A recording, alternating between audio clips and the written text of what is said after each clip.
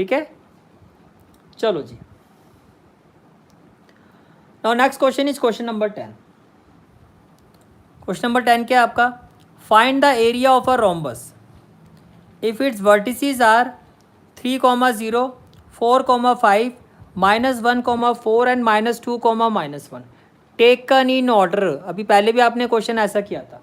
Taken in order का मतलब अगर ये ए है वर्टेक्स तो ये बी होगा, ये सी होगा और ये डी होगा, राइट। बात हो रही है रोम्बस की। बात किसकी हो रही है? रोम्बस की हो रही है। तो सबसे पहले भैया रोम्बस बना लो। रोम्बस क्या होता है? एक ऐसा पैरेललोग्राम जिसकी सारी साइड्स क्या होती हैं? इक्वल होती है। एम आई राइट? रोम्बस का मतलब एक ऐसा पैरेललोग्राम जिसकी सारी साइड्स क्या होती हैं? इक्वल होती हैं, राइट। तो टेकन इन ऑर्डर, तो ये हो गया वर्टेक्स ए, इसके कोऑर्डिनेट्स क्या है? 3,0। ये हो गया वर्टेक्स बी, इसके कोऑर्डिनेट्स क्या है? 4,5। ये हो गया वर्टेक्स सी, इसके कोऑर्डिनेट्स क्या है? -1,4। और ये हो गया वर्टेक्स डी, इसके कोऑर्डिनेट्स क्या है? -2, -1। Taken in order, right. Find the area of a rhombus.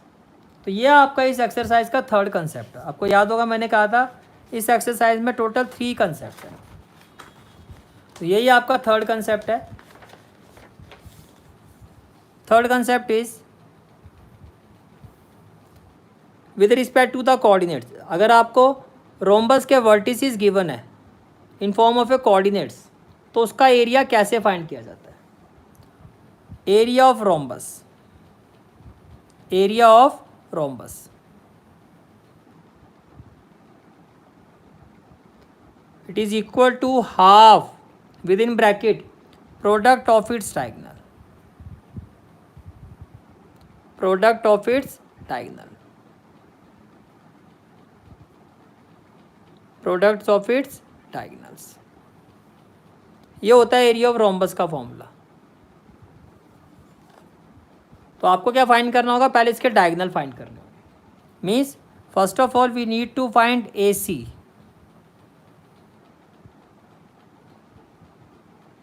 And we need to find B D, we need to find B D,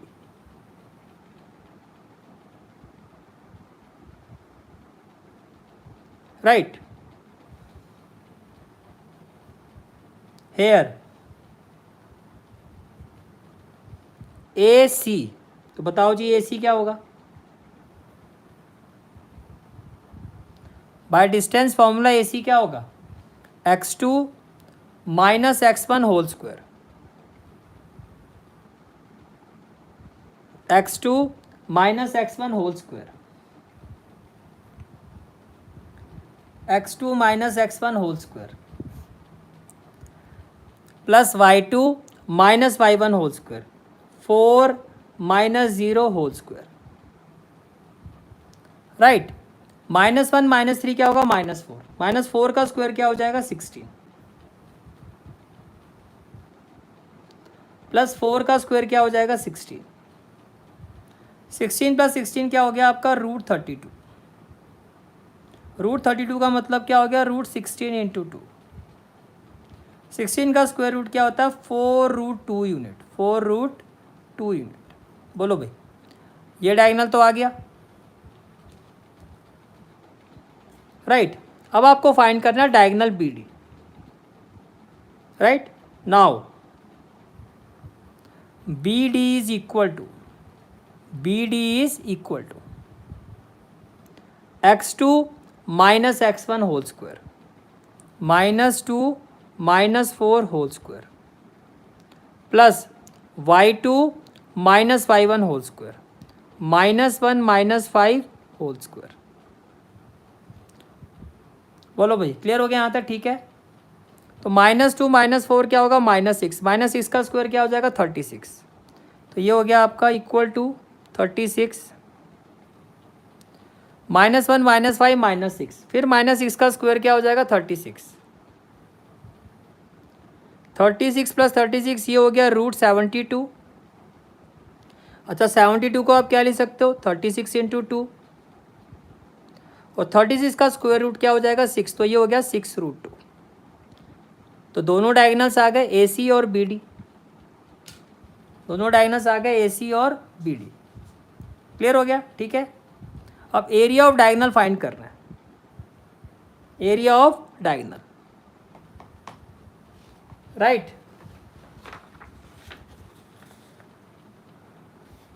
okay, लॉटर लैंडस्केप भाई जी अपनी प्रेजेंस दिखा रहे हैं कि सर देखो मैं पूरी क्लास में प्रेजेंट हूँ, राइट नकुल भैया। Now area of rhombus, area of rhombus, area of rhombus ABCD, area of rhombus ABCD, ABCD। Formula क्या बताया था, half into product of diagonal, तो क्या हो जाएगा half into diagonal AC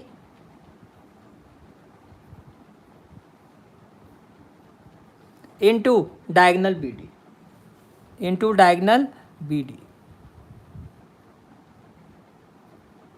diagonal BD। Clear हो गया? अब देखो equal to half, half into diagonal AC, diagonal AC कितना है 4√2, तो ये हो गया आपका 4√2।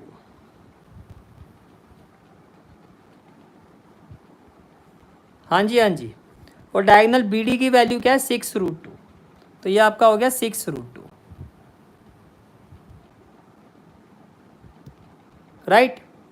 अब देखो 2 1 जा 2, 2 2 जा 4, 6 2 जा क्या हो जाएगा 12, √2 इंटू √2 क्या हो जाएगा 2, तो 12 2 जा क्या हो जाएगा 24 स्क्वायर यूनिट। अब क्वेश्चन में कोई मीटर सेंटीमीटर तो है नहीं, तो जब वो यूनिट गिवन ना हो तो क्या कहते हैं 24, फिर ऐसे लिखते हैं एरिया की unit 24 square unit, and this is the